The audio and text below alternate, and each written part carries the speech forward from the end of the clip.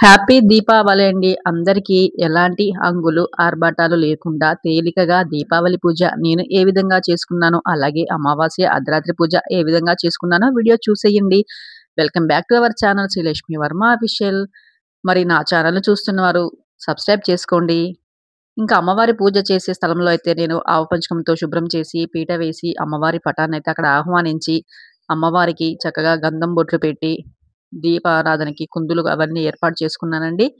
ఇంట్లో ఏ కుందులుంటే ఆ కుందులండి. మట్టివి కానీ, వెండివి కానీ, ఇత్తడివి కానీ, స్టీల్ తప్పితే ఇంకేదైనా వాడొచ్చు. అలాగే మనకి పూజకు ముందు గణపతినైతే పూజించాలి కదండీ! ఏ పూజకు ముందైనా మనకి ఆదిదేవుడు గణపతి. ముందు ఆయననైతే పూజించాలి కదా! గణపతి స్వామిని కూడా అక్కడ ఆహ్వానించి చక్కగా గులాబీ పూలతో అలంకరించి, అమ్మవారి పటానికి కూడా గులాబీ పూలు, చామంతి పూలు అలంకరించానండి. అలాగే ఇంట్లో ఉన్న పూలతోటి నా చేతులతోనే దండగట్టి అమ్మవారికైతే ఇలాగా అలంకరించాను. చాలా బావుంది కదండీ దండ అయితే. ఇంకా నువ్వుల నూనె వేసి దీపారాధన అయితే చేశానండి. ఆవు నెయ్యి కానీ, నువ్వుల నూనె కానీ మన ఇష్టమండి. ఇంకా చక్కగా దీపానికి బొట్లు పెట్టి, పువ్వులు కూడా అలంకరించానండి. దీపం పెట్టిన వెమ్మటే బొట్లు పెట్టి పువ్వులతోటి అలంకరించాలి. ఇంకా తర్వాత లక్ష్మీదేవి విగ్రహం కూడా చిన్నగా అక్కడ ఏర్పాటు చేసుకున్నాను. అమ్మవారికి కూడా పూలతోటి అలంకరించాను. ఇంకా అమ్మవారికి ఇష్టమైన గవ్వలు, తామర గింజలు, ముఖ్యంగా చిల్లర నాణాలండి. అవి అస్సలు మర్చిపోకూడదు. పసుపు, కుంకుమ ఇవన్నీ మనకు పూజలో ప్రధానమే కదండీ! అలాగే డబ్బులు కూడా అండి. ఇంట్లో వచ్చిన మొదటి జీతమైతే పక్కకు పెట్టి, ఈ రోజైతే ఇలాగా అమ్మవారి పూజలైతే వాడానండి. ఇంకా మాకైతే కలశం ఆనవాయితీ లేదండి. దీపావళి పండగకి మామూలుగా చెంబులో నీళ్లు పోసి, పసుపు, కుంకుమ వేసైతే పెట్టుకున్నాను.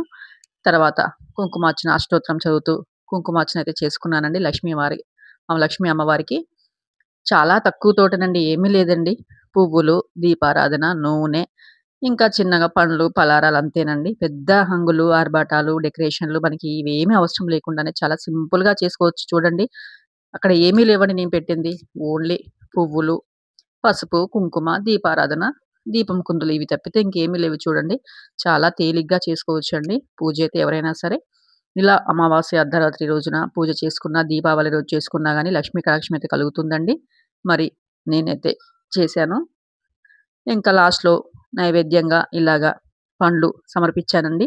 పండ్లు మనకేమి ఖర్చేం కాదండి. ఎన్ని కొనుక్కున్నా మనకి హెల్త్ పర్పస్‌లో తర్వాత తింటాం కదా! అవి మనకే కదా యూజ్ అయ్యేది. అమ్మవారికి కొనాలా ఇంత ఖర్చు అనేది అనుకోకూడదండి. ఏదైనా తర్వాత మనమే గదా స్వీకరించేది. వృధా అయితే ఏది కాదు కదా! చాలామంది ఇంత ఖర్చవుతుందా? అంత ఖర్చవుతుందా? అంటారు. ప్రతీదీ తర్వాత మనమే కదండీ వాడుకునేది. ఇంకా లాస్ట్‌లో అయితే నేనిలాగా అమ్మకి ధూపం చూయించి హారతి గూడా ఇచ్చానండి. ఇంక నాకు ఈ పూజ కంప్లీట్ అయిపోయేసరికి కొంచెం గ్యాప్. తర్వాత మళ్ళీ 12 గంటలకి అర్ధరాత్రి పూజ గూడా స్టార్ట్ చేశానండి. ఇంకా అమావాస్య రోజు కదా! ఇంట్లో ధూపం వేశానండి. మొత్తం అన్ని గదులలో ధూపం చూయించాను. ఇకపోతే అమ్మవారికి 12 గంటలకి అర్ధరాత్రి పూజ కూడా చూసేయండి ఇంకా.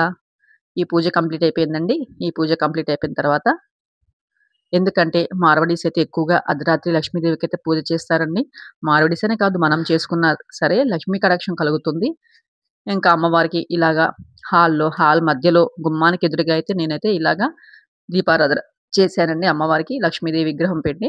ఇంకా లక్ష్మీదేవి పటాన్నయితే కదిలిచ్చలేదండి అక్కడి నుండి. ఎందుకంటే అమ్మవారు అక్కడ దీపం వెలుగుతూనే ఉందనేసి నేను లక్ష్మీదేవి పటం కదిలిచ్చకుండా ఇంకా మామూలుగా మిగతా వాటితోటైతే ఇక్కడ పూజ చేశానండి. లక్ష్మీదేవి విగ్రహం తీసుకొచ్చి చిన్నగా ఇక్కడ అలా కుండలో మొత్తము బియ్యం వేసి, బియ్యం పైన అమ్మవారిని ఇలాగా అలంకరించుకొని, ఇంకా చుట్టూ అమ్మవారికి ఇష్టమైనవి గవ్వలు, చిల్లర నాణాలు, నవధాన్యాలు, పాలు వీటితోటైతే అర్ధరాత్రి పూజైతే చేసుకున్నానండి.